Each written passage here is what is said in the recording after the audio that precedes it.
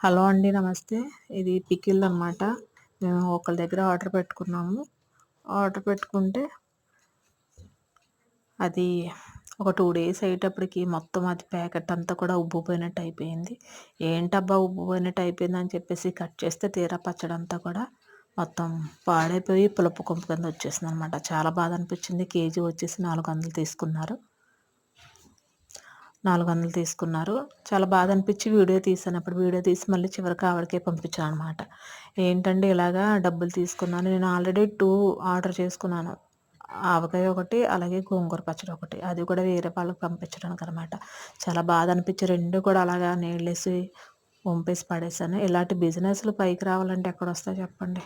డబ్బులు తీసేసుకుని మనుషులు మోసం చేయడం తప్ప. చాలా నమ్మకంగా చెప్పారని తీసుకున్నాను అనమాట. చివరికి ఏమీ లేదు. సో ఇది వచ్చేసి వైజాగ్ వెళ్ళామన్నమాట మేము. సో జూ పార్క్ వెళ్ళాము. సో మా బుడ్డి వైట్ టీ షర్ట్ మా చెల్లి వాళ్ళ పాప అనమాట.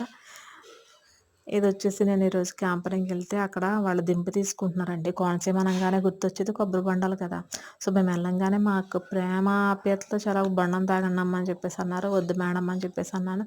లేదమ్మా చాలా ఎండగా ఉంది కదా అని చెప్పేసి అన్నారు. మా హస్బెండ్ ఆల్రెడీ నాకు కొట్టి ఇస్తుంటే నాకే ఇస్తున్నారు ఫస్ట్ అనుకున్నాను. తీరా చూస్తే ఆల్రెడీ ఆయన 2 తాగేసారు, 2 తాగేసారంట. సో 2 తాగేసి ఇది నాకు 3 తెచ్చారు. చాలా ఎక్కువ నీళ్ళు ఉన్నాయన్నమాట. ఈ బొండం మనం కొనుక్కోవాలంటే ఇప్పుడు సమ్మర్లో రూ. 30 లేదా రూ. 20 పైనే ఉంటుంది ఖచ్చితంగానండి. రూ. 20 తగ్గి అయితే ఉండదనమాట.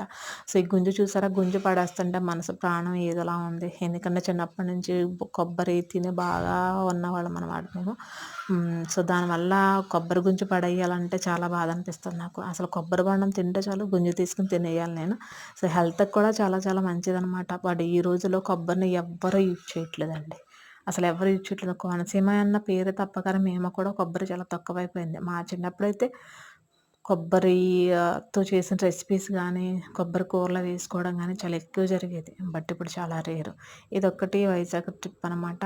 క్లిప్ ఒకటి మీకు పెట్టాను. So zoo park వెళ్ళినప్పుడిది.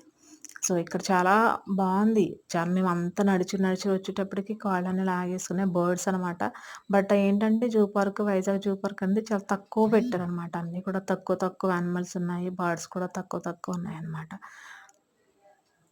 ఇంకా పిల్లలు వెళ్తున్నారా కదా అని చెప్పేసి మేము తీసుకెళ్ళి చూపించాము. బాగున్నాయి. బర్డ్స్ చూసారు కదా.